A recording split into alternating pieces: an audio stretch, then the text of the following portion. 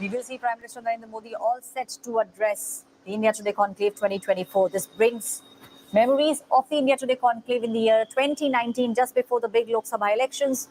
Prime Minister from the same dais had said that he will be returning as the Prime Minister after the Lok Sabha elections. That was the time when Prime Minister was seeking a second term. And this time, Prime Minister looking at creating history, all set to seek a third term.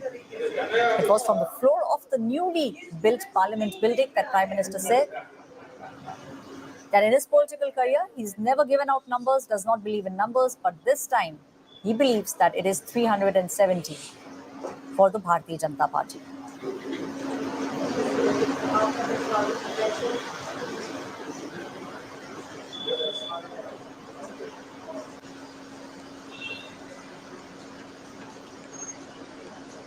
The nation now eagerly waiting to hear Prime Minister Narendra Modi. Amongst the audience, you can see actress Gul Panag. She, in fact, believes that it is the BJP which is winning and also believes that the policies of the Bharatiya Janata Party, the central government, have actually done good for the country. In fact, a lot of viewers that India Today spoke with firmly believe that it is BJP that is coming back and also believe that a continuation of policies is something that the country requires at the time.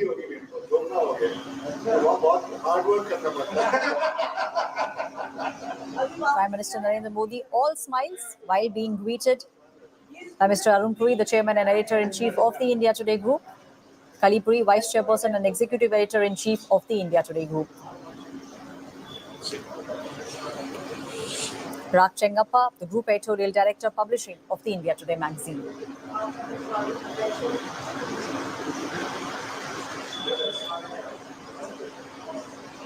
In the rallies that Prime Minister has held over the past few days, he's spoken about the fact that it is the opposition which crippled India's economic growth. Prime Minister firmly believes that the opposition, specifically the Congress party, because of its policies, made sure that India could never reach its true potential. And the kind of schemes and the policies that the government has now come up with not only benefit those who are in the lowest rung, the lowest strata of the society, but also make sure that they benefit the intellectuals, the corporates, and all those who work in spheres like artificial intelligence. Prime Minister has been pushing India's technological development too. In fact, Prime Minister believes that this is India's decade, which is a combination of technology and decade. Prime Minister has been coming up with various schemes. The central government has been coming up with various schemes with regards to artificial intelligence, an area that Prime Minister has been keenly focusing on. Prime Minister there being greeted at the India Today Conclave by Mr. Arun Puri, the chairman and editor-in-chief, India Today Group, Kali Puri, the vice chairperson and executive editor-in-chief, India Today Group, Supriya Prasad, the news director, Rahul Kaval, news director, India Today, and Aaj along with Rak Chengappa, who's the group editorial director of publishing India Today magazine. In just a couple of minutes from now, you will hear Prime Minister Narendra Modi speaking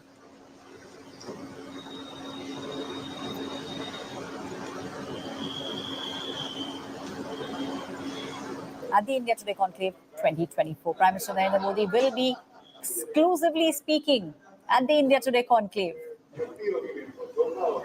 Yesterday, it was Home Minister Amit Shah who said that the opposition does not read, the opposition does not have the welfare of the people in their hearts, and that's the reason why they don't come up with policies that could actually benefit the people.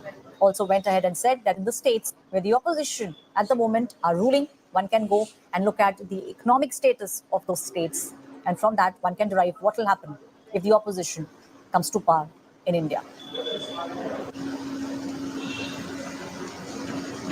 In fact, it was Finance Minister Nirmala Sitharaman who gave a lowdown of all the economic reforms that have been done over the past decade. She spoke about the fact that it is because of the central government's policies that India has now risen and reached the spot of being the third largest economy.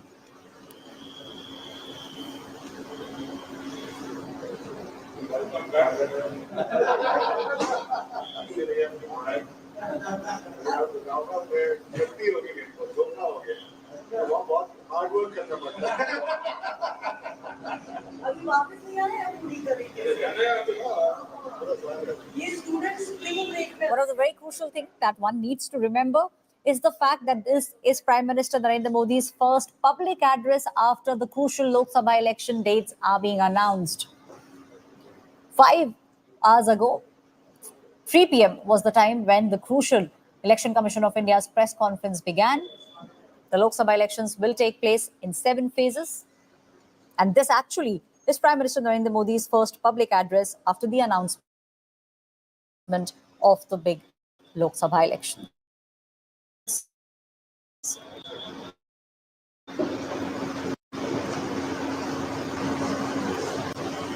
Prime Minister has actually redefined the contours of Bharat and rightfully claims that from a country that earlier could used to feel that it used to be left behind, we have now come to a country that is now leading from the front. This is something that Prime Minister has been speaking about in most of the rallies, has also been speaking about the fact that every Indian now feels proud that he comes from India, be it someone who stays in our country or anyone who stays abroad. They rightfully feel that from a country that earlier used to feel left behind, especially on the global stage, India now has become a country that is leading from the front in many spheres. Prime Minister Narendra Modi is all set to speak at the India Today Conclave 2024, and this actually is Prime Minister's first public address after the announcement of the Lok Sabha elections.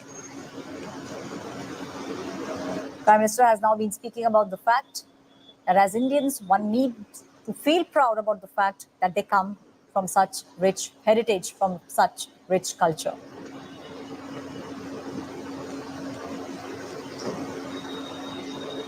In fact, it is External Affairs Minister S. Jaishankar who time and again has been speaking about the fact that India will not be subdued anymore. He's been speaking on various topics from China to Pakistan and speaks about the fact that India has finally arrived. Prime Minister, in fact, has also been speaking about the fact that one now needs to make sure that India as a country leads from the front, be it defense, be it technology. These are the areas that Prime Minister has personally been focusing on.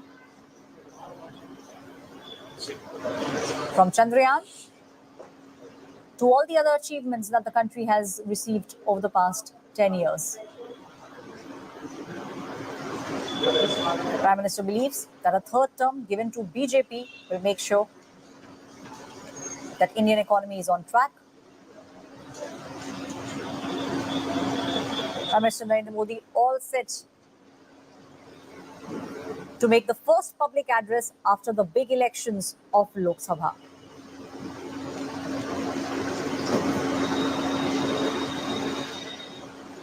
The Naya Bharat that Prime Minister and all the top leaders of BJP have been speaking about is something that the Prime Minister is likely to also touch upon. Prime Minister believes that this is a new India, the Naya Bharat, that everyone needs to feel proud of.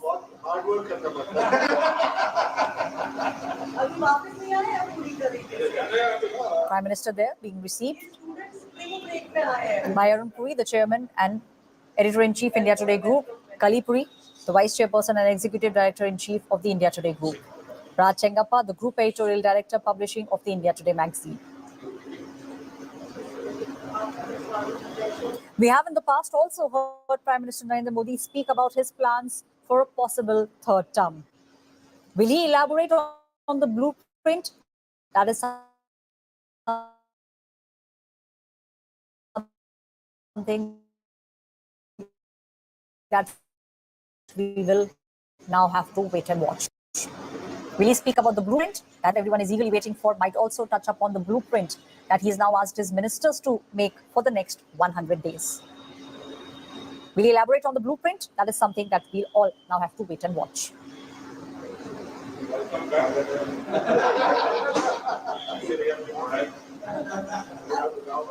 In fact, Naya Bharat has been a very central theme with regards to Prime Minister Narendra Modi's vision for the country. Naya Bharat actually encapsulates the various initiatives, the policies and the reforms that are aimed at transforming India into a modern, developed and an inclusive nation.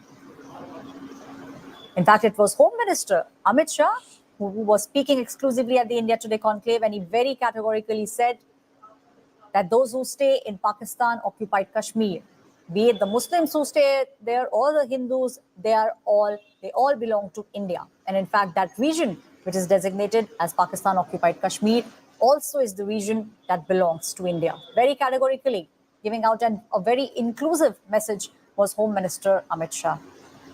Everyone now eagerly waiting for Prime Minister Narendra Modi to speak. This also becomes extremely special because this actually is Prime Minister's first public address after the Lok Sabha election announcement has been made. Will Prime Minister touch upon all the policies, the initiatives that the government has taken over the past 10 years? Everyone also now eagerly waiting to listen to Prime Minister's blueprint for what he will do after the BJP, if the BJP wins the 2024 Lok Sabha election. The BJP at the moment, all set. They are in fact marching forward with a lot of confidence. Close to 250. The list includes 250 candidates. The BJP has come out with a list, with two lists. Overall, 250 candidates. The names of 250 candidates have been announced.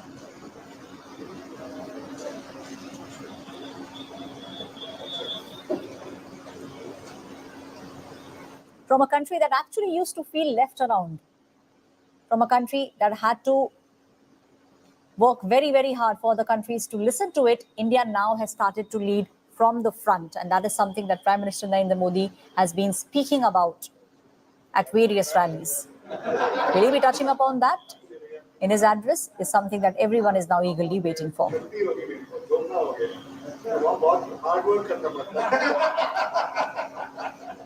In fact, Naya Bharat has been the central theme for Prime Minister Narendra Modi's vision for the country.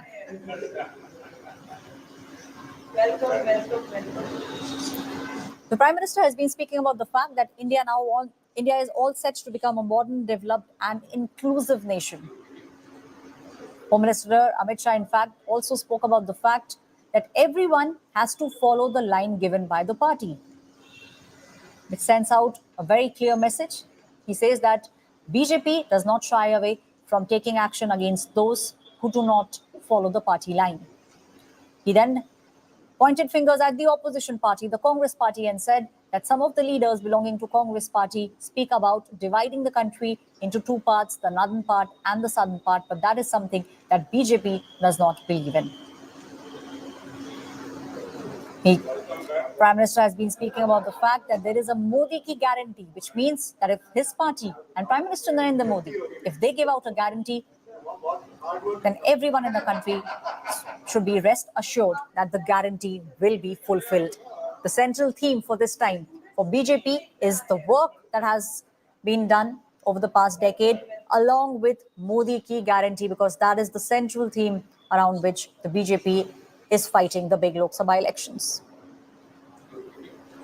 Giving out a personal guarantee that if there is something that has been said by the BJP, something that has been promised by Prime Minister Narendra Modi will be done. It might take a little bit of time, but all the guarantees being given by BJP will be fulfilled. Modi ki guarantee posters have also been put up in various states across the country. If we speak about the national capital, there are 7 Lok Sabha seats. Out of 7, the BJP has shunted out 6 sitting MPs. It is only Manoj Tiwari who's once again got a ticket from BJP. 6 MPs have not been given tickets. New faces have been brought in, and that is what the BJP at the moment is focusing on.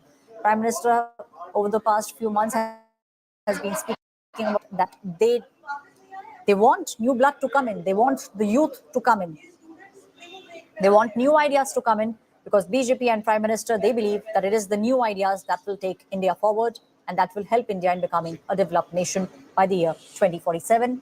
2047 is the year when India will complete 100 years of independence.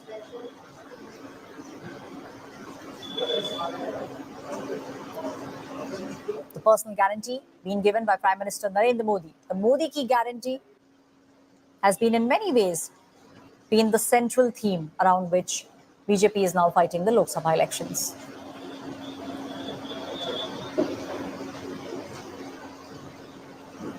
Just 33 days left after the Lok Sabha Phase 1. We will now have to wait and see if Prime Minister lays down the roadmap for what exactly will happen in his third term. That's something that everyone is now eagerly looking at. Will he give out more Modi ki guarantees is also something that everyone is now eagerly waiting for.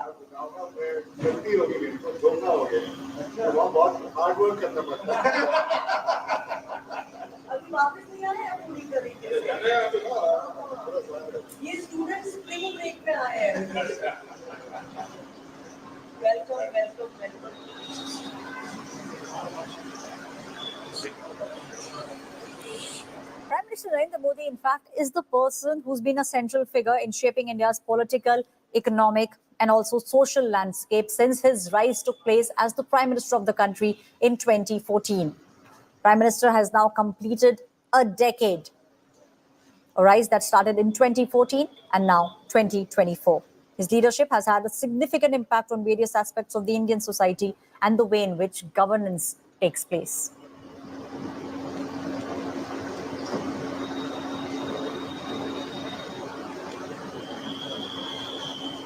The BJP now, the opening batsman for the Bharatiya Janata Party is Prime Minister Narendra Modi. It is Prime Minister's face, the symbol of the party, Prime Minister Narendra Modi's guarantees. Those are the things with which BJP is now marching forward, going into the big 2024 elections. In fact, it was almost a year and a half before the announcement that took place today that Prime Minister had told all his karyakartas, his ministers, that we have 400 days. That's the kind of war footing with which BJP is going into the big 2024 election. Prime Minister, in fact, has been a key figure in shaping India's political, economic, and social landscape since his rise in the year 2014. Will he hit a six? Will the ball go beyond the stadium is something that not just the BJP but the entire nation at the moment is looking at. The word on the street, in fact, is that 370 is something that is possible for the Bharatiya Janata Party in these elections. The opposition leaders, be it Delhi Chief Minister Arvind Kejriwal or the Chief Minister of the state of West Bengal, Mamata Banerjee, they have been questioning the intentions of the government over bringing the CAA, also have been questioning the use of the agencies. That's something that the opposition parties have now been speaking about. But it is the development work that has been done, the policies, India's growth. Those are the things that the BJP Prime Minister and the top leaders have been focusing on. We are getting you these visuals. Prime Minister Narendra Modi all set to arrive at the stage at the India Today Conclave 2024, Prime Minister's first public address after the announcement of the Lok Sabha elections. India Today. In just a couple of minutes from now,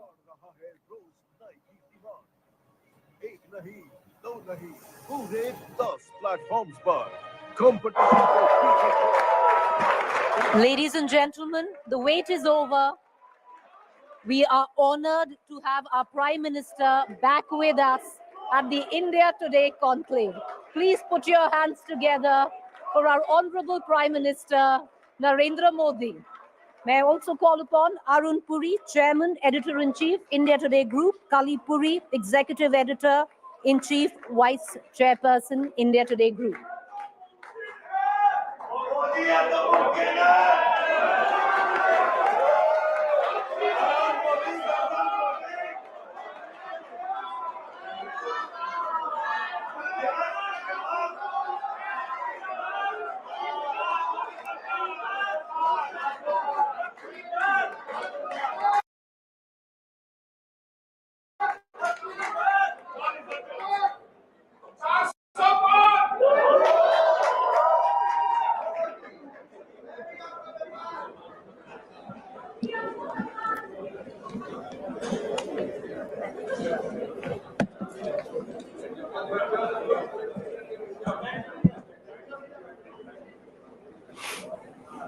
Good evening, Honorable Prime Minister.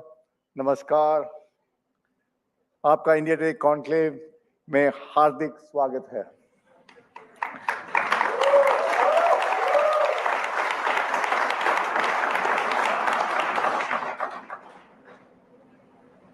प्रधानमंत्री जी, पिछले साल मैंने आपसे इसी stage पे request किया था कि आप जरूर वापस आइए। आप आए, इसके लिए मैं आपका धन्यवाद करता हूं।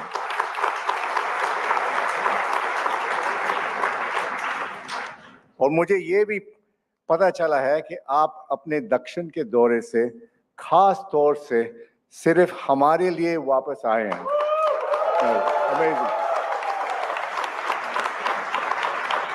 और कल सुबह वापस चले जा रहे हैं। अमेजिंग।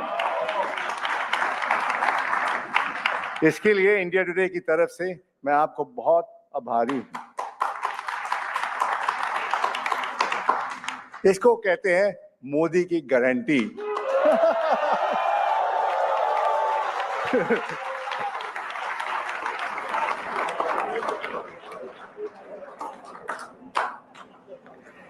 ऐसे लग रहा है कि पूरा साल इतना जल्दी गुजर गया है, आपने हमें इतना बिजी रखा है।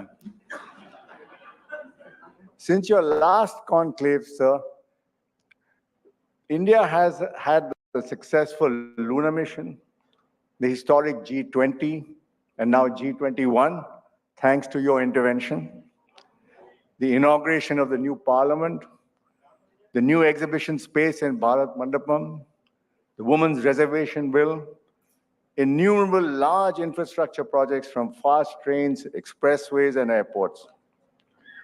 Your government has also overhauled India's colonial criminal law and penal code dating back to 1860. And then, of course, the grand rebirth of Ayodhya by building the magnificent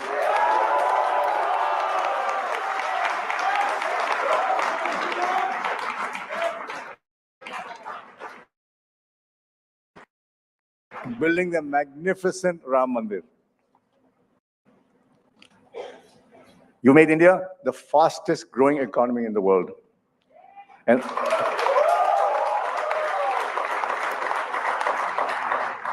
all this done at a time of tremendous global uncertainty and instability.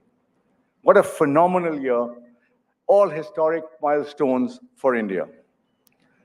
That is why, for all this and more, you are the 2023 Newsmaker of the Year of the India Today magazine.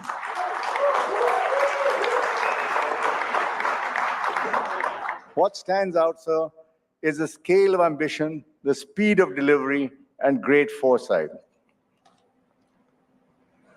During our interaction for the Newsmaker, the answer which struck me the most was,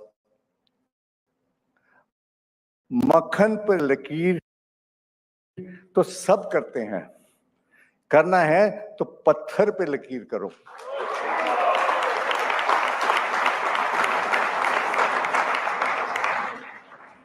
Honored guests, this is what really defines this unique leader, who is going about with determination and conviction, redefining Bharat. And there's one more attribute, which I believe is his biggest strength. He understands and feels the needs and the aspirations of the common man. And he's gone about relentlessly to fulfill them. He's done them for the first day he took office 10 years ago. Sir, I recently spent some time in America and had a chance to observe the divisions in their society seem almost insurmountable. The distrust is so deep and wide. Everyone believes their own truth. And it's really going to test the model of democracy in the modern world. Whichever side wins, the other will believe the election has been stolen. I think the world will look once again to you and to India, the world's largest democracy, with the most healthy turnouts, voter turnouts, and how to navigate the modern democracy. How to create a new model of democracy, where democracy doesn't tear the social and moral fabric of a country. And it's a difficult challenge and a huge opportunity. Only a democratic leader with your kind of popularity can ensure that no one is left behind with your belief of sabke saath, सबका विकास।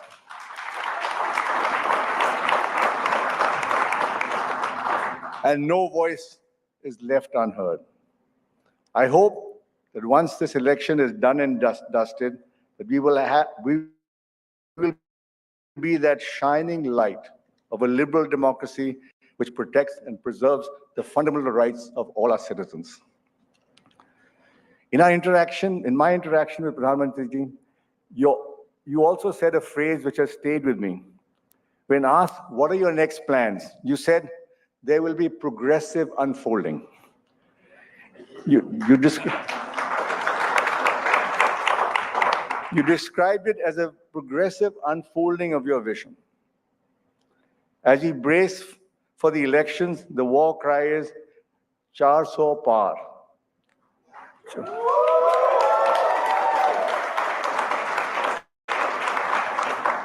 I wait with great anticipation on what progressive unfolding you have in store for us. Pradhan Mantri ji, before I invite you to make your keynote address, आज election dates की घोषणा ही हुई है। पिछले 2 महीने में आप दक्षिण भारत के काफी दौरे कर रहे हैं। मुझे ये भी पता है कि आप बहुत दूर सोचते हैं। फिर मुझे ख्याल आया कि आप 2024 नहीं पर 2029 के बाद की जनरल इलेक्शन की तैयारी कर रहे हैं।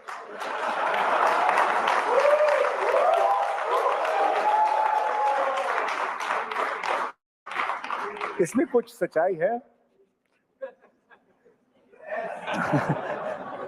Honored guests, the Prime Minister of India, this will be his first speech after the election dates have been announced.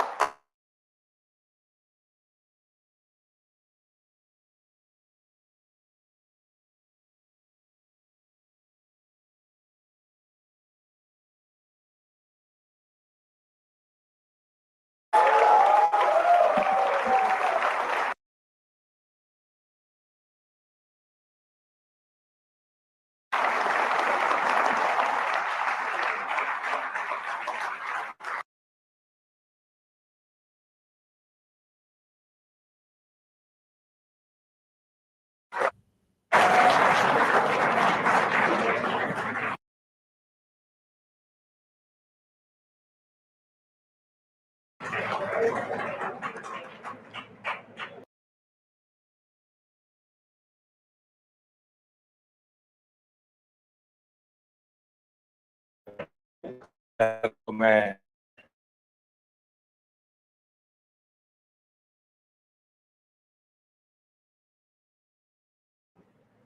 आप सबकी क्षमा कर मांगूंगा क्योंकि मुझे आने में थोड़ा विलंब हुआ और मैं कर्नाटका से आ रहा था, तो अच्छा नहीं, आप जैसे बड़े लोगों को इंतजार कराना चाहिए और इसलिए मैं आप सबकी क्षमा चाहता हूं। पहले आपके सवाल का जवाब दे दूं। अरुण जी, आपकी पूरी टीम को लगाइए कि मोदी है क्या, ढूंढ के निकाले। आप 29 पर अटक गए।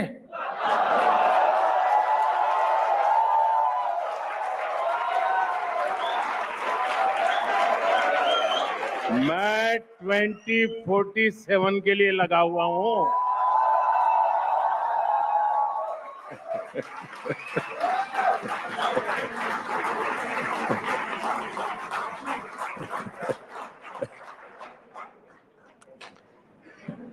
आप सबको नमस्कार। आज ही जैसा अरुण जी ने बताया, भारत में दुनिया के सबसे बड़े लोकतांत्रिक पर्व की प्रक्रिया की शुरुआत हुई है और इस महत्वपूर्ण अवसर पर इंडिया टुडे का कॉन्क्लेव हो रहा है। आज जहां पूरी दुनिया अनिश्चितता के भंवर में फंसी हुई है। एक भाव बहुत निश्चित है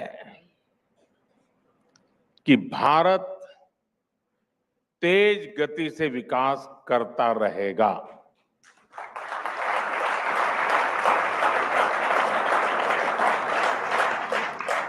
आज mood off the nation Bharat को दुनिया की तीसरी बड़ी इकोनॉमी बनाने का कह रहा है।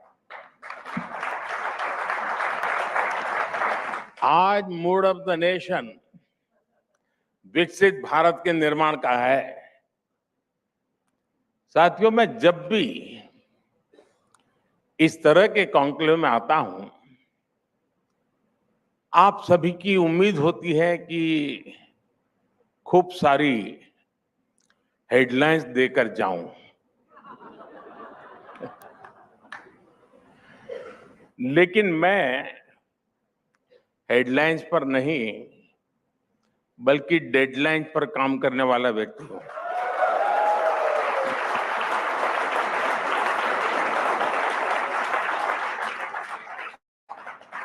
और इसलिए आज मैं यहां वो बातें भी बताऊंगा जिनको मीडिया उतना आकर्षक नहीं मानता है। उसमें यहां बैठे हुए का दोष नहीं है, उस पूरी बिरादरी का।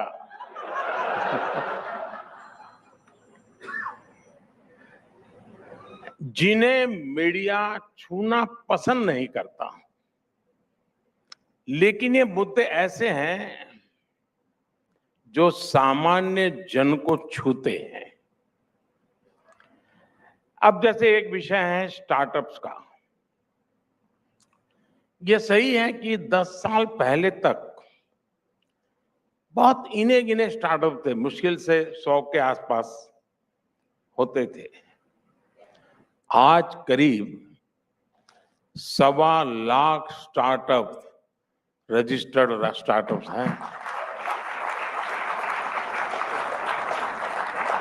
लेकिन भारत की स्टार्टअप क्रांति की पहचान सिर्फ नंबर वाली नहीं है।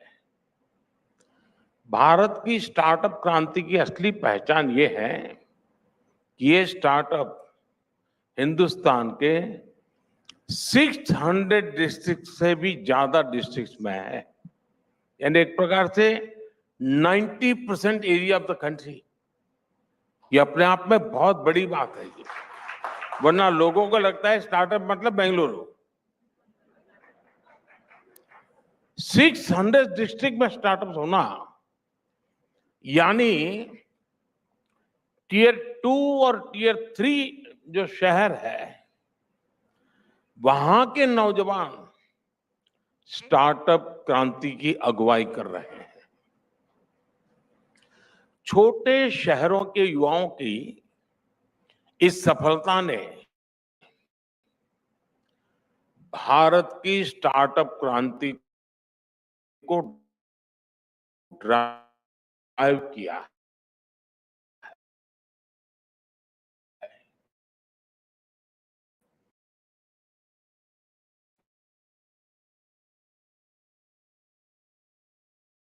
के बारे में चर्चा तक नहीं की, उसे भी स्टार्टअप्स की बात करने के लिए मजबूर होना पड़ा है।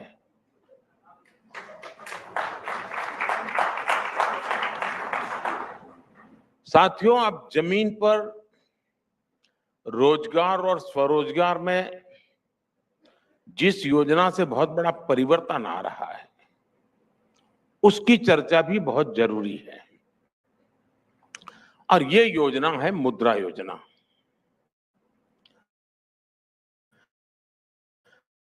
हमारे देश में बैंकों से मदद पाने की गारंटी देनी पड़ती थी,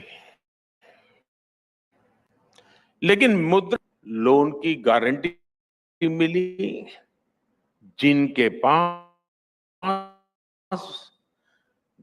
गारंटी देने के लिए रिवॉल्यूशन है। और आंकड़ा भी आपको चौंका देगा।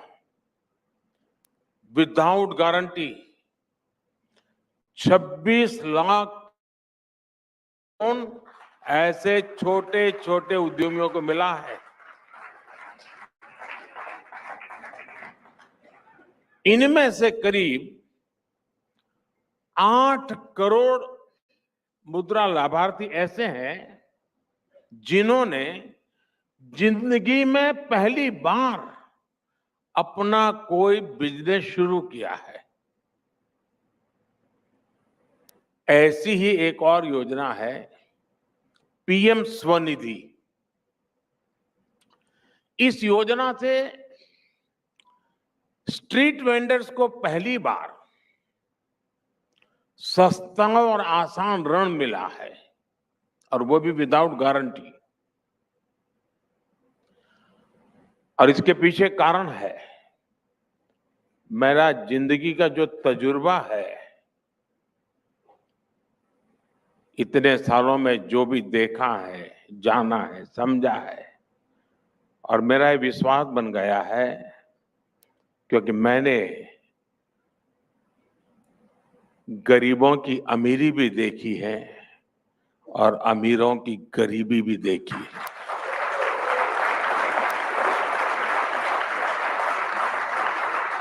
और इसलिए मेरा साहस था कि स्ट्रीट वेंडर्स को विदाउट गारंटी पैसे देने का निर्णय करेंगे।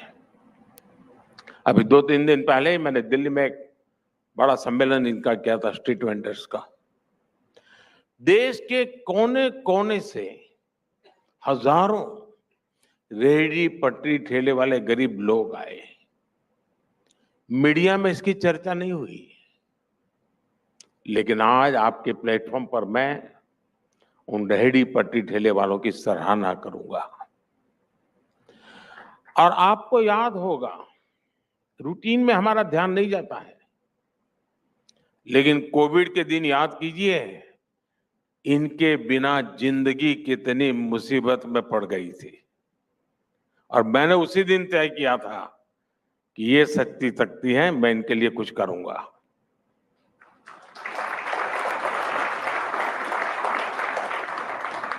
साथियों, सराहना इसलिए क्योंकि डिजिटल इंडिया को जिस तरह उन्होंने अपनाया है, मैं समझता हूं वो बहुत बड़ा काम हुआ है। जिन्हें अनपढ़ कहकर अपमानित किया गया था, वो ठेले वाले, रेहड़ी पटरी वाले आज भारत की डिजिटल क्रांति का चेहरा बने हुए हैं।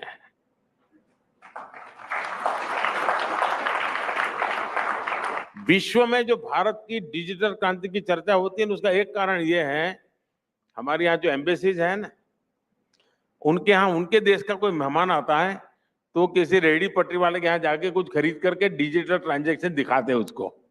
यानी बहुत बड़ा मार्केटिंग विषय बन गया है ये। हमारे इन लोगों की जो मेहनत मीडिया में हाईलाइट किया जाना जरूरी है। और आज मैं आपके इस प्लेटफॉर्म का दुरुपयोग हो तो दुरुपयोग मैं इसलिए कर लिया आया हूं आज।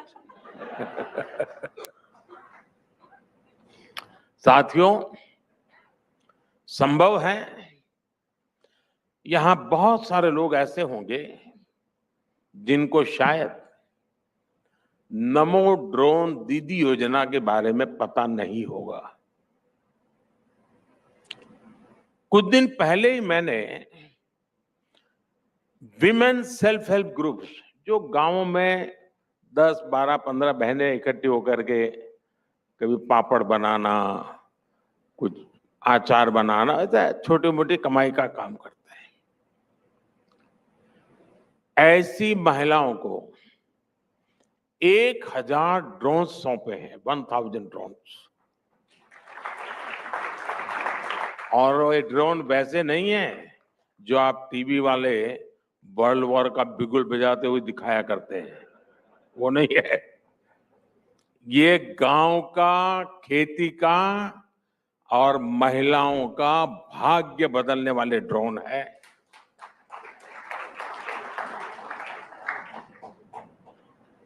गांव की जिन महिलाओं ने कभी साइकिल तक नहीं चलाई होगी, वो अब गांव में ड्रोन पायलट के रूप में जानी जाती है।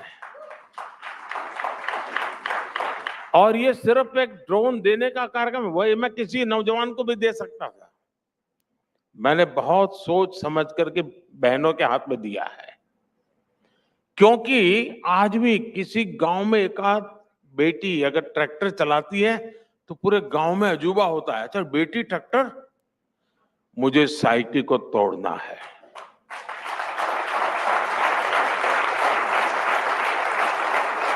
और मैं दिखाना चाहता हूं कि बेटी ड्रोन पायलट है। पूरे गांव के जीवन की सोच को बदलने का मेरा एक तरीका है।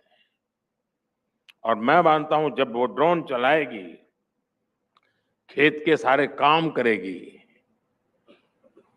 कृषि की इकोनॉमी को बदल देगी, आप कल्पना कर सकते हैं कि उन महिलाओं के विषय में क्या होगा। मुझे याद है मैं जब गुजरात में था तो मैंने एक काम किया था। ये आशा वर्कर, आंगनवाड़ी वर्कर होते हैं, मैंने कहा उनको अच्छे से अच्छे कपड़े चाहिए उनके लिए। और मैंने उस समय जो हमारे यहाँ टीम थी, मैंने कहा एयर होस्टा वर्कर और आंगनवाड़ी वर्कर का होने। और मैं देख रहा था, पहले गांव में सरकार मतलब कोई पुलिस वाला आया तो लगता था कि सरकार आई। मैंने इनका सारा यूनिफॉर्म बदल करके ये स्थिति पैदा कर दी थी कि गांव वालों को लगता था ये मतलब सरकार। आप कल्पना कर सकते हैं कितनी प्रेस्टीज मिली होगी। उसी साइकी, उसी सोच से मैंने ये नमो ड्रोन दीदी एक बहुत बड़ा अभियान चलाया है। साथियों, आज भारत के हेल्थ सेक्टर में जो ट्रांसफॉर्मेशन आ रहा है उसकी भी चर्चा उतनी नहीं होती।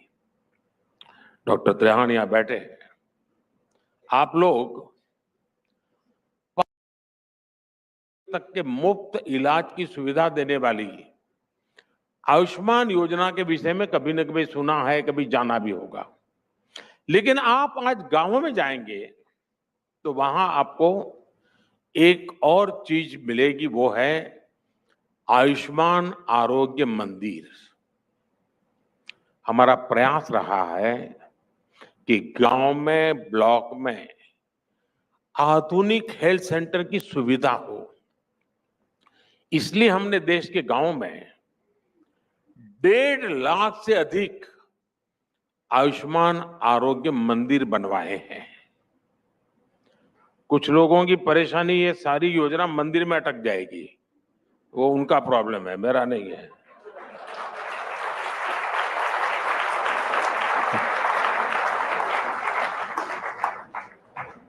अब आप फिर कहेंगे कि मोदी जी ये आयुष्मान आरोग्य मंदिर कहां से लेकर आ सके। ये काम लगातार चल रहा है, लेकिन ये काम हेडलाइन नहीं बनता है।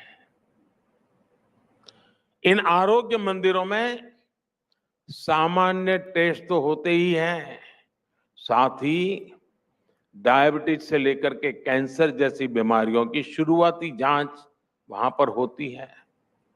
और इन आयुष्मान आरोग्य मंदिरों को हम डिजिटली बड़े अस्पतालों से जोड़ा है। हम कोशिश कर रहे हैं कि गांव के मरीजों को भी सीमलेस ट्रीटमेंट मिले। आज हम टेलीमेडिसिन की एक बहुत बड़ी सुविधा देश के गांव गरीब तक पहुंचा रहे हैं। हम डिजिटल रिवॉल्यूशन यूपीआई में दिखता है, ये डिजिटल रिवॉल्यूशन है। अगर आपको सुविधा हो, ई संजीवनी ऐप के माध्यम से ही अभी तक देशवासी 24 करोड़ कंसल्टेशन घर बैठे ले चुके हैं। 24 करोड़। देश के गांव में हो रही इस हेल्थ क्रांति की चर्चा भी आज उतनी ही जरूरी है। साथियों, बीते 10 वर्षों में हमने गवर्नेंस का एक बिल्कुल नया मॉडल विकसित किया है। हमने उस पर फोकस किया है जो प्राथमिकताओं में सबसे पीछे रहता था। हमने सरकार बनते ही देश के 100 से अधिक पिछड़े जिलों के विकास के लिए अभियान चलाया। एस्पिरेशनल डिस्ट्रिक्ट प्रोग्राम के कारण आज ये जिले अनेक पैरामीटर्स में दूसरे जिलों से भी कहीं आगे निकल चुके हैं। अब इस सफलता को हम डिस्ट्रिक्ट से नीचे ब्लॉक स्तर पर ले जा रहे हैं। हमने एस्पिरेशनल ब्लॉक प्रोग्राम शुरू भी कर दिया है। साथियों, हमारा नॉर्थ ईस्ट वो पहले की सरकारों की प्राथमिकता में सबसे पीछे था, लेकिन 2014 में सरकार में आने के बाद मैंने तय किया कि हमारे मंत्री या वरिष्ठ अधिकारी हर 15 दिन में उन क्षेत्रों का दौरा करेंगे नॉर्थ ईस्ट में, और वो भी डिस्ट्रिक्ट हेडक्वार्टर पर नहीं, इंटीरियर में जाना होगा। मेरे मिनिस्टर्स को भी जाना है, और इतना ही नहीं, रात को रुकना है। 2014 के बाद केंद्रीय मंत्रियों ने 680 टाइम नॉर्थ ईस्ट का दौरा किया है। करीब करीब 700 बार भारत सरकार के मंत्री प्रधानमंत्री के रूप में, मैंने इस देश में अब तक जितने प्रधानमंत्री हो गए उन सब ने टोटल जितनी बार नॉर्थ ईस्ट गए होंगे उससे अनेक गुना बार मैं अकेला गया हूं।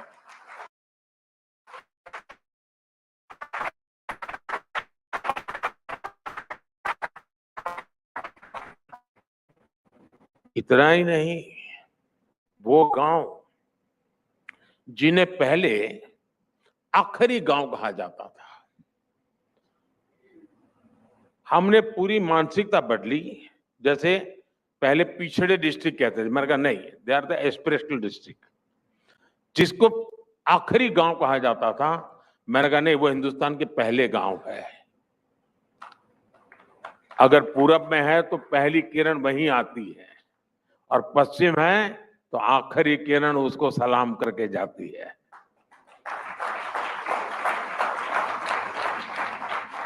अभी इस कार्यक्रम को लॉन्च हुए करीब 1 साल हुआ है। इस दौरान 17 मेरे कैबिनेट मंत्री इन दूर दराज के गांवों पर रात्रि मुकाम करके आए हैं, और कुछ तो गांव ऐसे हैं जहां -15 डिग्री टेम्परेचर है। कहने का तात्पर्य यह है कि आपको जो दिखता है ना, वो तो बहुत छोटी सी चीज है, आपको पता है। हमारे मंत्री हर ऐसी जगह पे जा रहे हैं, लोगों से मिल रहे हैं, वो उनके बीच रात बिताना, उनसे बातें करना, उनके सुख दुख को समझना। क्या एक काम को चुनाव के फायदे के लिए होते हैं क्या? वो गांव जब मुश्किल से 50 की बस्ती है, 100 की बस्ती है, उतने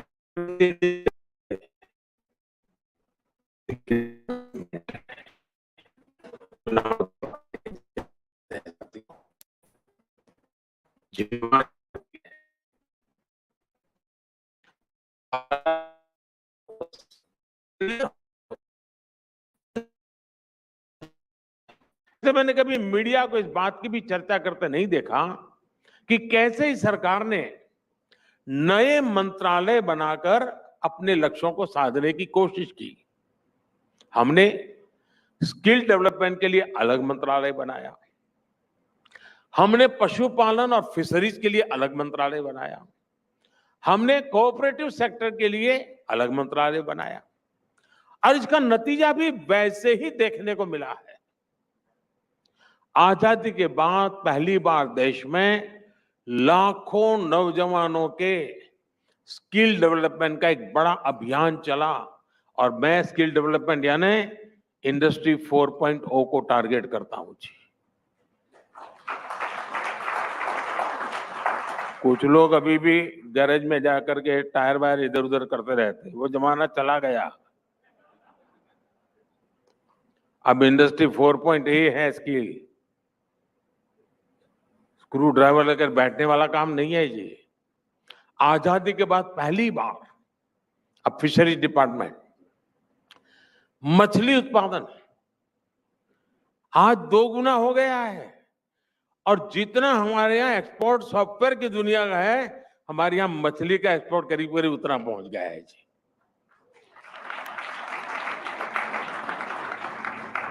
आपको जानकर के और आश्चर्य होगा, कोविड में वैक्सीन का तो आपको सबको पता है, क्योंकि आपकी खुद की जिंदगी उसमें दांव पर लगी थी। लेकिन ये मोदी ऐसा है जिसने पहली बार पशुओं के टीकाकरण के लिए 15,000 करोड़ रुपए की योजना बनाई है। टीकाकरण का काम चलता है और मेरा जो अल्टीमेट मिशन है, जो मैं ग्लोबली इसको प्रमोट कर रहा हूं, वन अर्थ वन हेल्थ, इसका पीछे मेरे यानी पौधे की तबीयत हो, पशु की तबीयत हो या इंसान की हो, आप उसको टुकड़ों में नहीं देख सकते।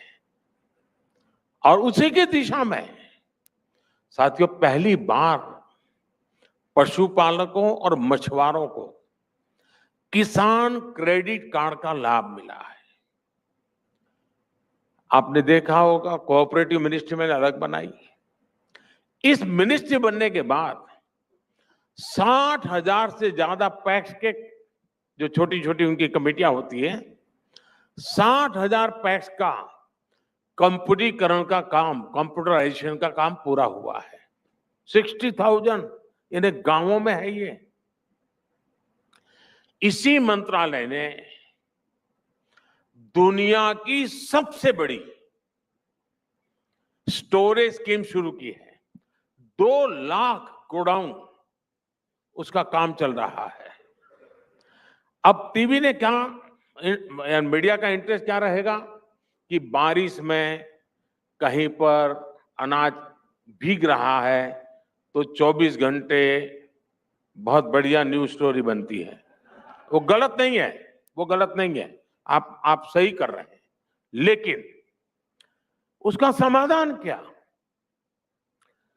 2 लाख गोडाउन बनेंगे नए और उसके साथ किसान को बहुत बड़ा फायदा ये होगा, अब किसान अपना माल बेचने के लिए मजबूर नहीं होगा, वो गोडाउन में रख सकता है। जब मार्केट तेज होगा उस दिन जाकर के वो बेचेगा, उसकी इनकम एश्योर्ड हो जाएगी और जो बर्बादी होती है वो बचेगी। क्योंकि हम ऐसे हेडलाइन वाले कामों को ही काम मानने की एक ऐसी विचित्र परिस्थिति में हम जी रहे हैं और इसलिए मैं आज उन बातों की तरफ ध्यान आकर्षित करता हूं जो आमतौर पर ऐसे समारोह के लिए शायद उनको बेचारों को जगह ही नहीं होती, तो मैं आया हूं तो साथ में ले आया हूं। साथियों, मैं दावे के साथ कह सकता हूं कि पहले की सरकारों के समय आपने ईज ऑफ लिविंग जैसे शब्द तक नहीं सुने होंगे। जब पहले की सरकारों की सोच ही ऐसी नहीं थी तो वो देश के नागरिकों की ईज ऑफ लिविंग पर कैसे ध्यान देती? पहले की सरकारों के समय जो पावरफुल थे, जो सक्षम थे, वो सुविधाओं के सबसे पहले हकदार बन गए थे। शाम दाम दंड भेद, जरूरत पड़ी तो सिफारिश, जरूरत पड़ी तो रिश्वत, कुछ भी करके सुविधाएं हासिल करते ले और ले लेते थे। और बीच में पिसता कौन था? देश का सामान्य नागरिक, वो सामान्य नागरिक जिसको हम R.K. लक्ष्मण के कार्टूनों से ही पहचानते थे। मैं उसके साथ जी करके आया हूं।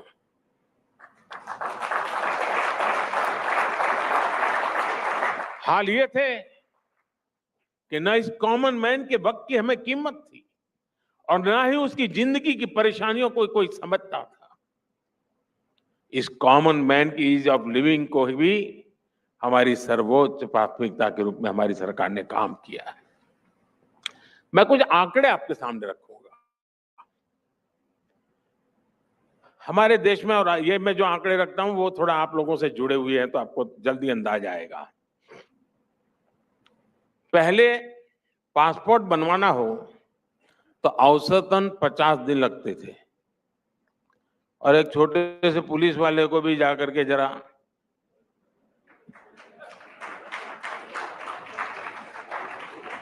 और इन 50 दिनों में भी लोगों को 50 फोन करने पड़ते थे, सिफारिश लगानी पड़ती थी, कोशिश करनी पड़ती। साथियों, आपको खुशी होगी, आज एक पासपोर्ट औसतन 5 से 6 दिन में आपके घर डिलीवरी हो जाता है।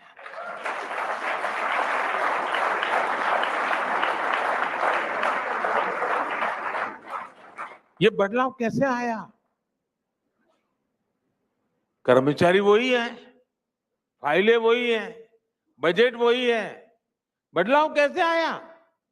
लेकिन सरकार ने जैसे ही ईज ऑफ लिविंग पर जोर दिया, सिस्टम में परिवर्तन आना शुरू हो गया और इसके लिए हमने सिस्टम को इंफ्रास्ट्रक्चर से भी सपोर्ट किया। 2014 से पहले देश में सिर्फ 77 पासपोर्ट सेवा केंद्र थे, पूरे देश में 77। आज करीब करीब 550 पासपोर्ट सेवा केंद्र है।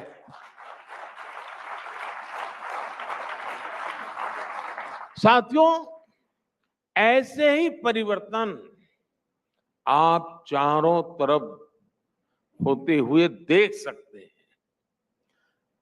दूसरा भी विषय मैं आप ही के लोगों के साथ जुड़ा हुआ उठाना चाहता हूं। 2014 से पहले इनकम टैक्स रिफंड का एवरेज टाइम था 93 डेज। और ये भी तो कुछ लोग इस सिफारिश के कारण जल्दी लाते इसलिए एवरेज कम आती होगी, बाकी कुछ लोगों को तो बेचारों को 2-2, 4-4 साल जाते होंगे। अब इनकम टैक्स रिफंड का एवरेज टाइम 10 दिन से भी कम हो गया है।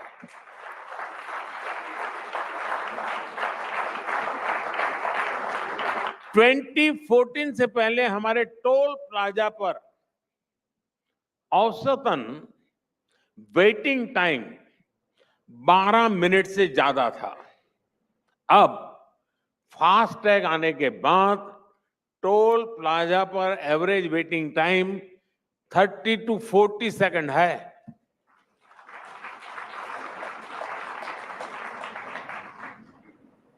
साथियों, हमारे यहां गुलामी के कालखंड में बने पिनल कोड भी ऐसे ही चल रहे थे, अरुण जी ने भी उसका उल्लेख किया। उनके मूल में दंड था, न्याय नहीं था, क्योंकि वो अंग्रेजों की मानसिकता से बना था।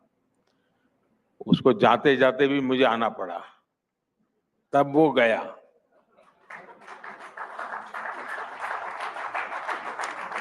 हमने अपने गवर्नेंस मॉडल की भावना के अनुकूल ही इनको न्याय केंद्रित बनाया है। ये जो 3 नए कोड संसद से पास हुए हैं, इनसे सामान्य से सामान्य नागरिक को और तेजी से न्याय मिलना संभव हुआ है। पिछले 10 साल में हमारी सरकार ने 1,500 से ज्यादा पुराने कानून खत्म किए हैं। इनमें से कितने ही कानून अंग्रेजों के समय में बने हुए थे और ऐसे ही चले आ रहे थे। मैं अक्सर कहता हूं कि लोगों के जीवन में सरकार का दबाव भी नहीं और सरकार का अभाव भी नहीं होना चाहिए।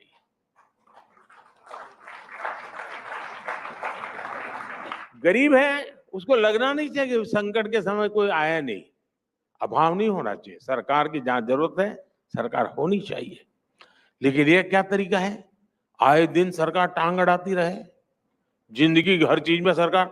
और मैं तो अगर 2047 तक का मेरा मिशन पूरा हुआ तो मान लीजिए मैं हर एक की जिंदगी से सरकार बाहर निकाल दूंगा। सामान्य मानवीय की जिंदगी में सरकार होनी ही नहीं चाहिए। उसको खुली छूट होनी चाहिए अपनी जिंदगी जीने की। अपने सपनों को साकार करने के लिए खुला आसमान उसके लिए छोड़ देना चाहिए। और इसी सोच के साथ हमने ईज ऑफ लिविंग के लिए, जैसा मैंने कहा ना, हमने 1,500 कानून खत्म किए। वैसे ही भांति भांति की चीजें सरकार मांगती रहती है। अच्छा, ये फॉर्म लाए, ये ले आओ, ये लाए, वो ले आओ, वो लाए, वो लाए। आपका घर यहाँ है, अच्छा आपके घर के सामने कौन रहता है, ले आओ। यानी ये पता नहीं सरकार में आदत बन गई है। आप जान करके खुश हो जाएंगे, मैंने 40,000 से ज्यादा ऐसे कंप्लायंसेस को खत्म कर दिया और उन्हें बहुत आसान बना दिया है। 40,000। आप सामान्य नागरिक को क्या तकलीफ होती होगी भाई। हम पूरी कोशिश कर रहे हैं कि देश के सामान्य मानवी को किसी भी काम के लिए सरकारी दफ्तरों के चक्कर काटने ही न पड़े, लाइनों में लगना ही न पड़े। बिजली बिल हो, हाउस टैक्स हो, वाटर टैक्स हो, प्रॉपर्टी का काम हो, स्कॉलरशिप के लिए सब अप्लाई करना हो, ऐसे दर्जनों काम अब ऑनलाइन हो जाते हैं। अब आप रेलवे स्टेशन पर आपको कोई कतार नहीं दिखती होगी, बदल गई दुनिया। और साथियों, ईज ऑफ लिविंग का मतलब सिर्फ इस तरह की सुविधाओं का विस्तार ही नहीं होता है। ईज ऑफ लिविंग तब बढ़ती है जब गरीब और मध्यम वर्ग की जेब में कुछ पैसे बचते हैं, उसकी बचत होती है। हमारी सरकार की योजनाएं कैसे लोगों का पैसा बचा रही हैं, ये अपने आप में एक केस स्टडी है। और अभी आप पढ़ रहे हैं तो शायद वहां इस पर उठाइए काम, अरुण जी, आपकी यूनिवर्सिटी को लगाइए। 2014 में 2 लाख रुपए की सालाना इनकम पर टैक्स देना होता था। 2 लाख इनकम पर इनकम टैक्स था। आज 7 लाख रुपए की सालाना इनकम पाने वाले को 1 रुपये का भी टैक्स नहीं है। इसमें तो ताली बजाओ यार, पैसा तुम्हारा बच रहा है।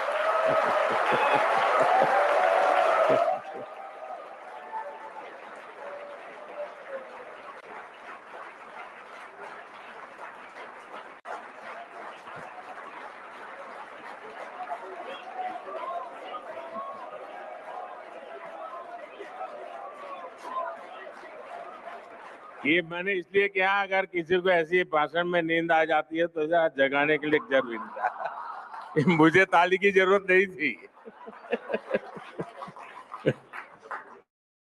क्योंकि ऐसे भाषण ऐसे हैं कि जिसमें मीडिया को इंटरेस्ट नहीं, उस भाषण में आपको क्या मजा आएगा। लेकिन मैंने कहा आज यही कर ले। देखिए, हमारी सरकार ने जो निर्णय लिए हैं उसकी वजह से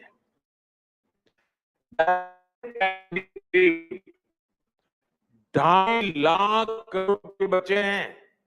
देश के नागरिकों के 2.5 लाख करोड़ रुपए।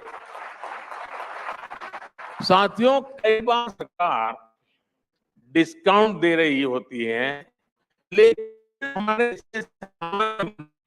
में उसकी चर्चा ही नहीं होती, पता ही नहीं होता है। रेल टिकट के साथ भी ऐसा ही हुआ है। आप कल्पना कर सकते हैं कि सिर्फ रेलवे की टिकट पर पिछले 10 साल में 4.5 लाख करोड़ रुपए का डिस्काउंट दिया गया है। 4.5 लाख करोड़ रुपया।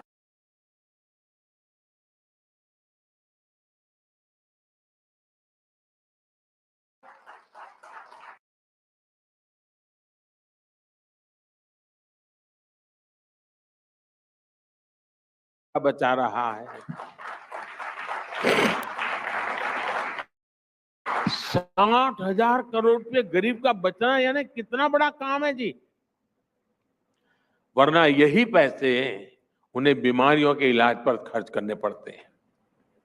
इसी तरह आयुष्मान भारत योजना की वजह से गरीबों के 1 लाख करोड़ रुपया जो उनको अस्पताल में देना था वो बचा हुआ है, खर्च होने से बचे हैं। सरकार एक जन औषधि केंद्र चला रही है।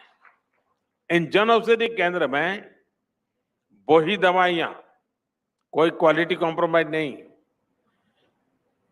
करीब 80% हम डिस्काउंट देते हैं उसमें, ताकि मध्यम वर्ग गरीब परिवार हो। अब मध्यम वर्ग परिवार में बुजुर्ग माँ बाप रहते हो, डायबिटीज हो, तो 1,500-2,000 रुपए की दवाई लगी जाती है उसको। आज हमने जन औषधि केंद्रों में जो लोग दवाइयां लेते हैं उसके कारण गरीबों के 30,000 करोड़ रुपए जो उसकी दवाई में लगने वाले थे, डिस्काउंट के कारण 30,000 करोड़ रुपए बचे हैं। अब आपको जो सीधा जुड़ा हुआ है वो भी मैं बताता हूं। ये जो मोबाइल डेटा अभी है, आज आपके हजारों रुपए बचा रहा है, आपको मालूम ही नहीं है, क्योंकि भूल जाते हैं और ये लोग बताते नहीं है। 10 साल पहले मोबाइल डेटा 250 रुपये पर जीबी होता था, 250 रुपीज पर जीबी। ये 10 साल पहले की बात कर रहा हूं मैं। आज जितने जीबी एक सामान्य भारतीय हर महीने खर्च करता है, उस हिसाब से अगर करता तो उसका टेलीफोन का महीने का बिल होता कम से कम 4-5 हजार रुपया से ज्यादा। लेकिन अब भारत में मोबाइल डेटा 10 रुपया पर जीबी के आसपास है, यानी 250 से कम होते 10 रुपया। हर महीने आपके मोबाइल बिल में ही 3-3.5 हजार रुपए बच रहे हैं, यानी साल भर का करीब करीब 50,000 रुपया मोदी आपको देने नहीं आया है, लेकिन मोदी ने ऐसा किया है कि आपके पैसे बच रहे हैं। कभी याद करना मुझे भी।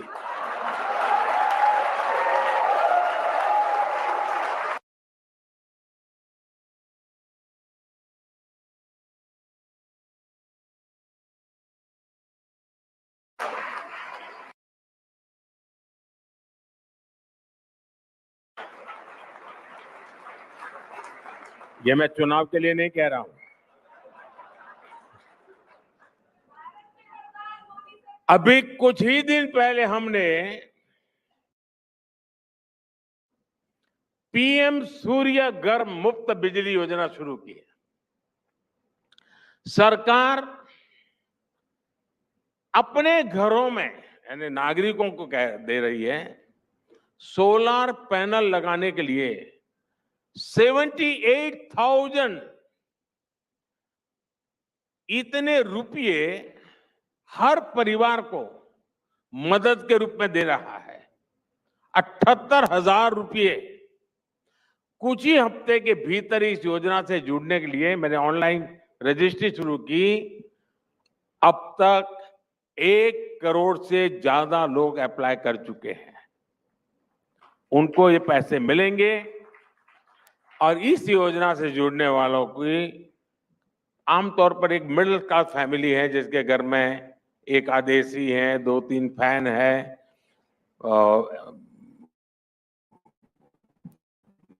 फ्रिज हो सकता है, वॉशिंग मशीन हो, तो करीब 300 यूनिट उसकी बिजली की जरूरत पड़ती है। 300 यूनिट मुफ्त बिजली मिलनी उससे संभव हो जाएगी। इतना ही नहीं, जो ज्यादा बिजली पैदा करेगा सोलार सिस्टम से, सरकार वो खरीदेगी।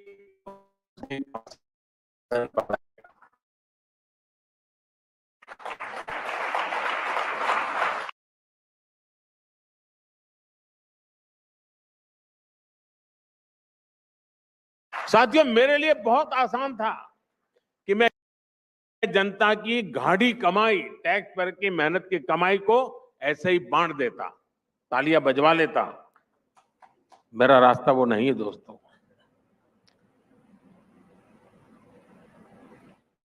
जब ऐसा मिलता है तो हो जाते हैं, लेकिन बचत करके भी जीवन आसान बनाया जा सकता है, ये हमारी सरकार ने करके दिखाया है। ये रास्ता थोड़ा कठिन है, मीडिया के लिए बोरिंग है, और आज भी शायद बोरिंग जैसा भाषण भी मेरा लगता होगा, लेकिन ये लॉन्ग टर्म का है, देश हित में है, और मैं जानता हूं मुझे इसमें मेहनत ज्यादा पड़ती है, लेकिन मैंने जैसे अभी कहा उन्होंने, मैं मक्खन पर लकीर करने के लिए नहीं आया हूं, मैं पत्थर पर लकीर करने आया हूं। इसलिए मैंने रास्ता चुना है, और मैंने ये रास्ता इसलिए चुना है कि मैं आपके बच्चों के हाथ में एक समृद्ध हिंदुस्तान देना चाहता हूं।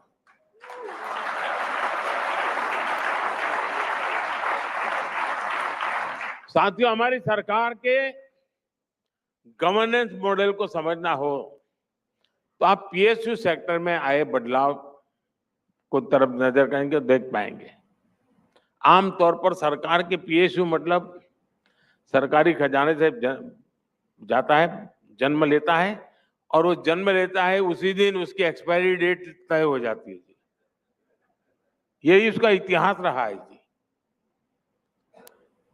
बहुत कम पीएसयू होते हैं सरकार के जो कुछ देश के लिए काम आते हैं, बर्बादी लाते हैं। जो रचना बनाई है जिन्होंने बनाई, लेकिन आप याद कीजिए, वो दिन याद करेंगे तो पता है जैसे पहले की सरकारों के चलते बीएसएनएल और एमटीएनएल दोनों बर्बाद हो गए थे। पहले की सरकारों ने एचएएल को भी बर्बाद कर दिया था।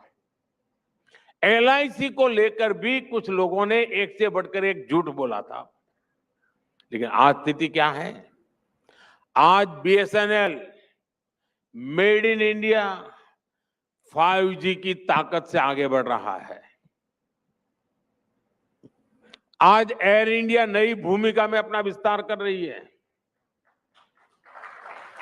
आज एचएएल में रिकॉर्ड मैन्युफैक्चरिंग हो रही है और रिकॉर्ड रेवेन्यू जनरेट हो रही है। एचएएल के पास अब एशिया की सबसे बड़ी हेलीकॉप्टर बनाने वाली फैक्ट्री है।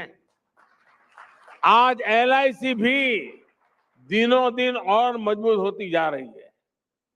साथियों, हमारी सरकार के इफेक्टिव गवर्नेंस की वजह से आज अधिकतर पीएसयू रिकॉर्ड रिटर्न दे रहे हैं। इन पर निवेशकों का भरोसा बहुत अधिक बढ़ रहा है। 10 साल पहले पीएसयू का नेट प्रॉफिट लगभग 1.25 लाख करोड़ रुपए था। अब पीएसयू का नेट प्रॉफिट करीब करीब 2 गुना यानी करीब करीब 2.5 लाख करोड़ के पार कर चुका है। 10 वर्षों में पीएसयू की नेट वर्थ 9.5 लाख करोड़ रुपए से बढ़कर 17 लाख करोड़ रुपए तक पहुंच चुकी है। जब नेशन फर्स्ट की भावना हो तो ऐसे काम भी होते हैं और ऐसे परिणाम भी मिलते हैं। फैमिली फर्स्ट की भावना हो तो नतीजे आप भुगत रहे हो। साथियों, हमारी गवर्नेंस का एक और बड़ा पक्ष रहा है भ्रष्टाचार को लेकर जीरो टॉलरेंस।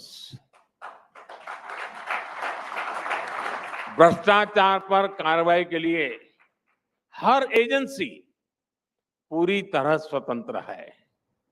अब जैसे ईडी को ही देख लीजिए, साल 2014 तक पीएमएलए के तहत 1800 केस रजिस्टर किए गए। स्वतंत्र संस्था है, स्वतंत्र रूप से उसको काम करने देना चाहिए। उसको रोकने की, अड़ने की क्या जरूरत थी? हमने कहा भाई जो आपको ठीक लगे करो, मेरी पॉलिसी इतनी है, जीरो टॉलरेंस। बीते 10 वर्षों में 4,700 केस दर्ज हुए हैं। मैं जानता हूं आप ताली नहीं बजाइए इसमें, क्योंकि मैं आपको परेशान नहीं करना चाहता। साल 2014 तक सिर्फ, अब देखिए देश कैसी हालत में रहा है, 2014 तक सिर्फ 5,000 करोड़ रुपए की ही संपत्ति अटैच की गई थी। हमारे 10 वर्षों में 1,00,000 करोड़ रुपए से अधिक की संपत्ति अटैच की गई है। प्रोसिक्यूशन कंप्लेंट्स के मामले में भी बीते 10 वर्षों में 10 गुना की वृद्धि हुई है। ईडी ने बहुत बड़ी संख्या में टेरर फाइनेंसिंग से जुड़े अपराधियों को, साइबर क्राइम से जुड़े अपराधियों को, नारकोटिक से जुड़े अपराधियों को गिरफ्तार किया है। इन लोगों की हजारों करोड़ रुपए की संपत्ति अटैच की गई है। कई सारे ब्यूरोक्रेट्स के यहां ईडी की कार्रवाई ने, नोटों की गड्डियों ने पूरे देश का ध्यान अपनी ओर खींचा है। ये हम कर पाए हैं। अब जब इतनी तेज कार्रवाई होगी तो कुछ लोगों के पेट में दर्द होना बहुत स्वाभाविक है, और इसलिए ही तो वो लोग दिन रात मोदी को गाली देने का अभियान चला रहे हैं। देश भी देख रहा है कि इन लोगों की नीति, नियत और निष्ठा हर प्रकार से सवालों के घेरे में है। ऐसे लोगों को देश साफ साफ कह रहा है, सो सॉरी।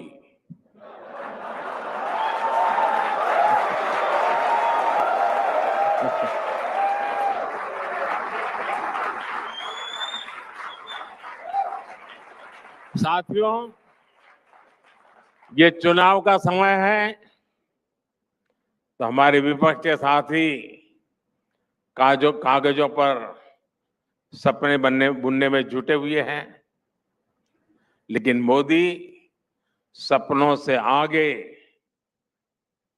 संकल्प लेकर चलता है।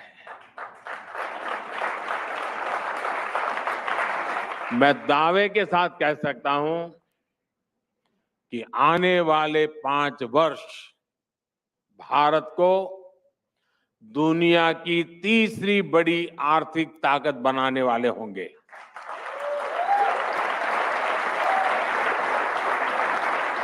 आने वाले 5 साल इस अनसर्टेन वर्ल्ड के लिए एक स्थिर, समर्थ और सशक्त भारत की गारंटी के होंगे।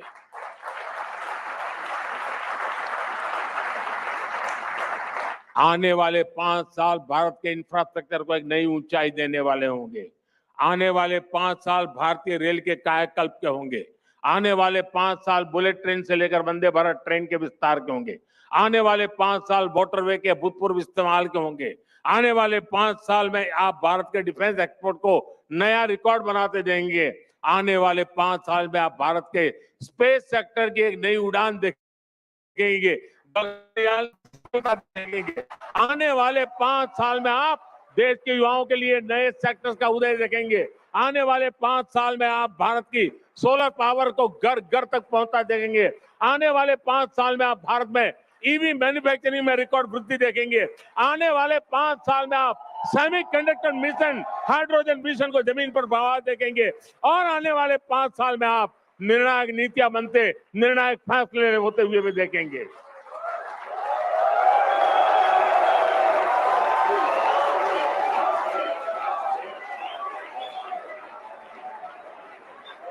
और इन संकल्पों की सिद्धि के लिए मैं बहुत पहले काम शुरू कर चुका हूं। प्रोग्रेसिव अनफोल्डमेंट है इसलिए बोलता नहीं हूं। मैं इंडिया टुडे के फिर आऊंगा।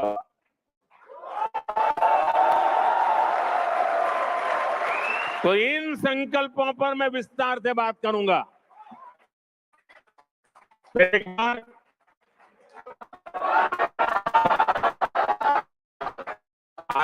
तो देखिए आपका ऑडियंस की आवाज है, ये भी मोड़ प्रदेश है।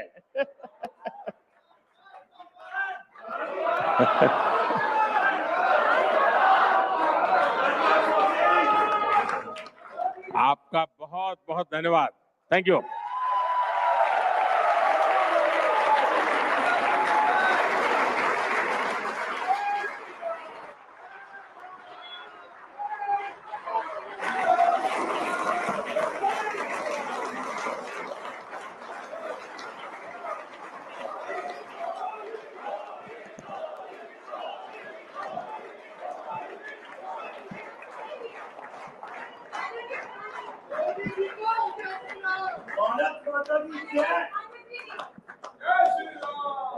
Thank you.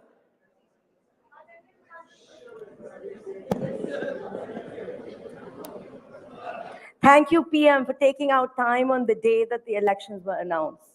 It's always special to have you with us, but today it's extra special because of this announcement. Aapki timing hamesha hi perfect rehti hai. I also want to thank you for making our stories in media exciting, as we never have a dry day. Newsroom में जब नहीं होती, आपके राज्य में कुछ कुछ बहुत कुछ होता ही रहता है। डेडलाइन भी और हेडलाइन भी, सभी इलेक्शन डू और डाई बैटल बन जाते हैं।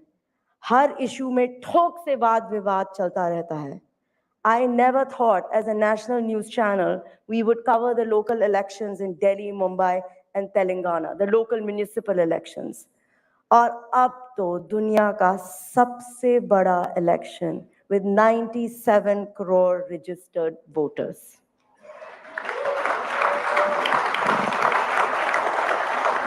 आपकी टीम के जैसे मेरी टीम भी इनोवेटिव आइडिया सोचती रहती है।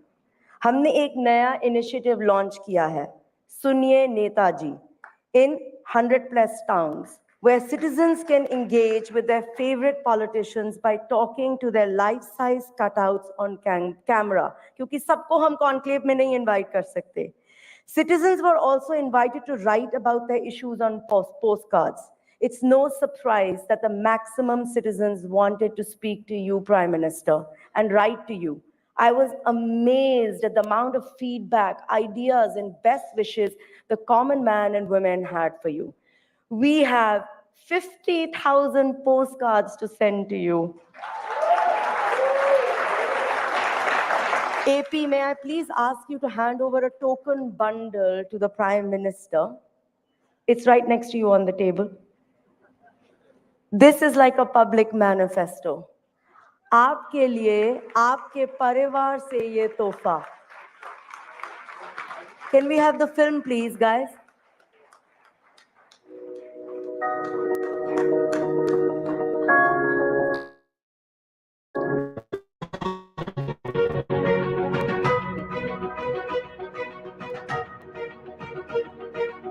नेता नहीं है, ये भगवान है हमारे लिए। आप जैसा नेता ही देश को चाहिए। मोदी बढ़िया तो और तो नीचे कार्यकर्ता बढ़िया ना हो। सरकार को थोड़ा सा महंगाई पे कंट्रोल करना चाहिए। मेरे मोदी जी ने हमेशा हम किन्नर समाज को भी सपोर्ट करा है। जो मेरे मोदी जी पे कोई आला बला आए वो मैं जेल। मोदी जी बहुत बेस्ट आदमी है, इनके मुकाबले का वर्ल्ड में भी आदमी नहीं है। ऐसी सड़कें हमारे 65 साल की उम्र हो गई, आज तक हमने कभी जीवन में देखी नहीं। जो काम नहीं हो सकते थे वो काम इनकी गवर्नमेंट ने किए। इन्होंने अपना परिवारवाद पाला है, इनके साथ भी वही है जो राहुल गांधी जी के साथ है। ये यात्रा करने से और आने जाने से कुछ नहीं होता, आपका संगठन मजबूत नहीं है।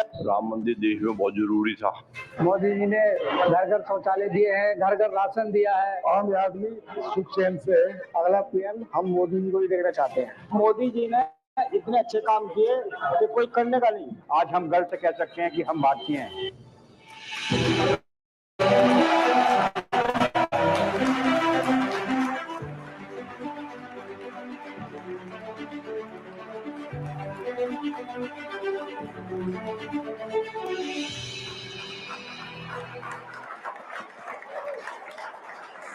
मेरे हार्वर्ड बिजनेस स्कूल से एक ग्रुप आया हुआ है यहाँ।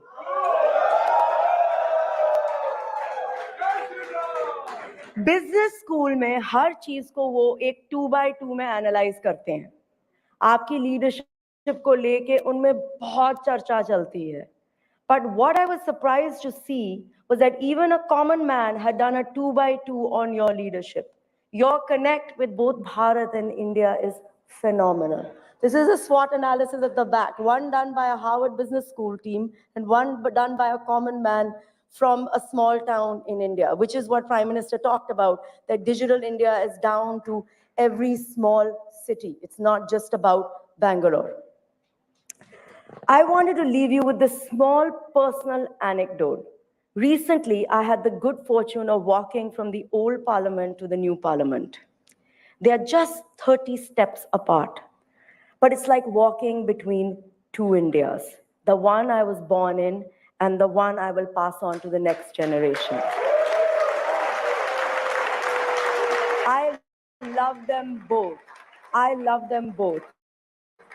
But they are a world apart. The new parliament is pristine, organized, efficient, full of light, and holds a lot of promise and hope for the future. The old is musty, dusty, full of our rich history.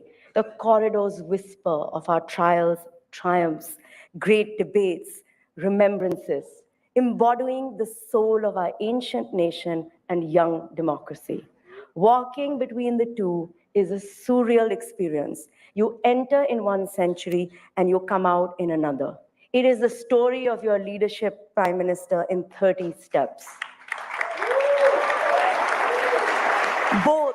Both of them have their own charm, and I believe both are essential if we're going to be a great nation. I hope that you will be able to bridge the two as only you can. The great Indian spirit in an enriched, enlightened new avatar. Best of luck for the elections. We are watching very closely and keenly. ये हमारी guarantee है. Thank you, Prime Minister, and everyone.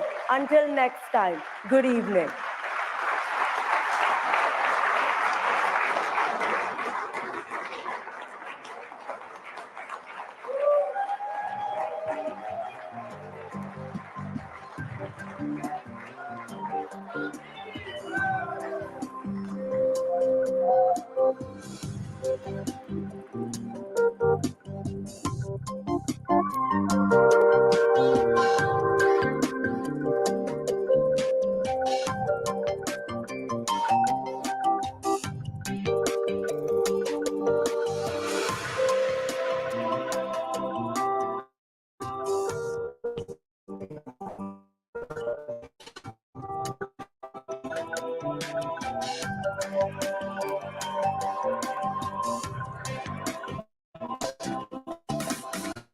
Ladies and gentlemen, thank you so much for being a great August audience.